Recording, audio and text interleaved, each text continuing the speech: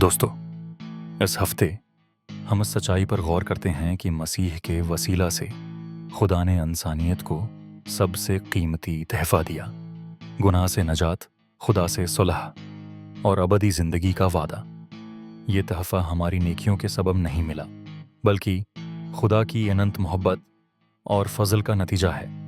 ये हमें दिखाता है कि खुदा का दिल अपने लोगों को छुड़ाने, बहाल करने और नई ज़िंदगी देने के लिए धड़कता है।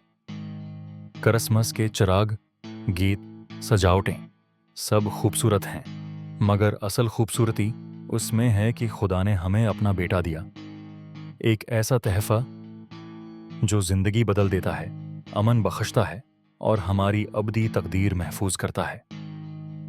दोस्तों, ये नजात का तहफ़ा हर इंसान के लिए दस्तयाब है। जो भी उसे कबूल करे, उसकी ज़िंदगी तब्दील हो जाती है, दिल में सलामती आती है और मुस्तकबल उम्मीद से भर जाता है। आएं, उस क्रिसमस हम उस सच्चाई को अपनाएं। मसीह, हमारी नजात, यही क्रिसमस का असल मकसद है।